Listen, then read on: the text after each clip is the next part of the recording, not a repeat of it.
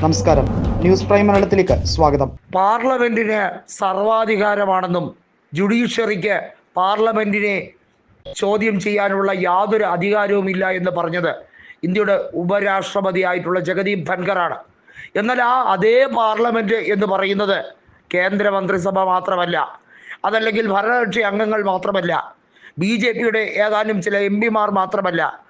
ഈ രാജ്യത്ത് നിന്നും ഓരോ മണ്ഡലത്തിൽ നിന്നും, ഓരോ ലോക്സഭാ മണ്ഡലത്തിൽ നിന്നും ജയിക്കപ്പെട്ട പൊതു തെരഞ്ഞെടുപ്പിലൂടെ ജനങ്ങൾ ആശീർവാദം നൽകിയ ഓരോരുത്തരും പാർലമെന്റിലെ അംഗങ്ങളാണ്.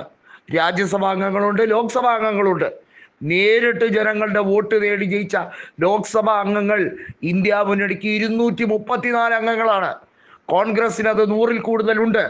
തൃണമൂൽ കോൺഗ്രസും DMKയും സമാജ്വാദി പാർട്ടിയും എല്ലാം ചേരുന്നതാണ് ഇന്ത്യൻ ലോക്സഭ. അവിടെയാണ് അടിയന്തര പ്രമേയം അവതരിപ്പിക്കാൻ പ്രതിപക്ഷം തയ്യാറെടുക്കുന്നത്.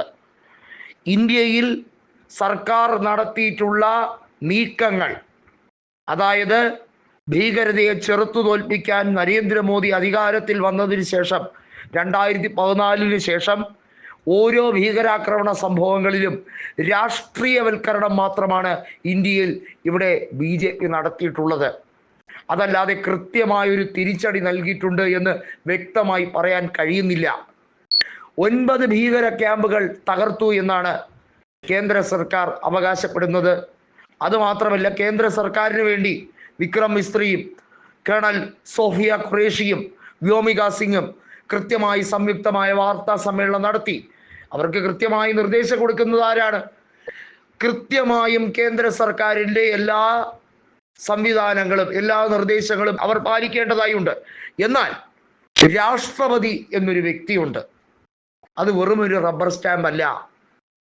She is the supreme commander of the armed forces എന്നാണ് കുട്ടിക്കാലം മുതലേ ഓരോരുത്തരും ജനാധിപത്യത്തെക്കുറിച്ച്, ഭരണഘടനയെക്കുറിച്ച് പഠിക്കുന്നവർ മനസ്സിലാക്കുന്നത്. ഇന്ത്യയുടെ സുപ്രീം കമാൻഡറാണ് രാഷ്ട്രപതി എന്നത്.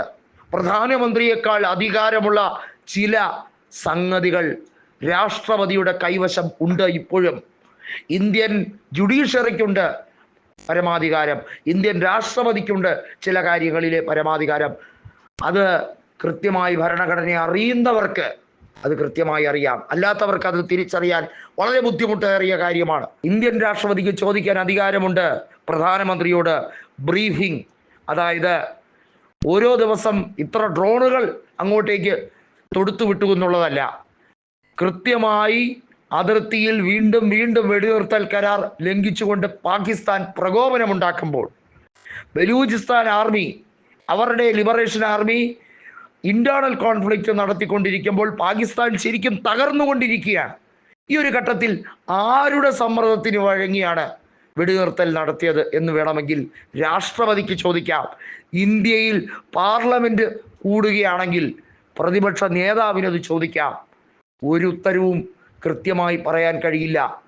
നരേന്ദ്രമോദിക്ക് ആകെ പറയാൻ കഴിയും ട്രംപ് മൈ ഫ്രണ്ട് എന്ന് പറഞ്ഞ് വലിയ രീതിയിൽ ഹൗദി മോഡിയും ഹൂസ്റ്റണിൽ വെച്ച് നടത്തിയ പരിപാടിയും ഒക്കെ പറയുമ്പോൾ സംഘികൾക്ക് അല്ലെങ്കിൽ RSSകാർക്ക് ചിലപ്പോൾ കോൾമയിർ കൊള്ളും. അതല്ല ഇവിടുത്തെ ആവശ്യം. ഇന്ത്യയിൽ സാധാരണ ഇന്ത്യക്കാരൻ അറിയേണ്ടത് ആരുടെ സമ്മർദ്ദത്തിന് വഴങ്ങിയാണ് നിങ്ങൾ വെടിനിർത്തൽ ലംഘിച്ച പാകിസ്ഥാനെ വെറുതെ വിട്ടത് എന്ന ചോദ്യമുണ്ട്. ബലൂച്ച് ആർമി കാണിച്ച ആ ഒരു തൻ്റെ ഇടമുണ്ടല്ലോ, പാകിസ്ഥാന്റെ ആർമിയെ തകർത്തുകൊണ്ടുള്ള ബലൂച്ച് ആർമിയുടെ അവരുടേതായ ശ്രമങ്ങൾ, അതിനെയെങ്കിലും അംഗീകരിക്കാൻ തുടർച്ചയായി തല്ലി തകർക്കണമായിരുന്നു എന്ന ആവശ്യം ഇപ്പോൾ ഉന്നയിക്കപ്പെടുകയാണ്.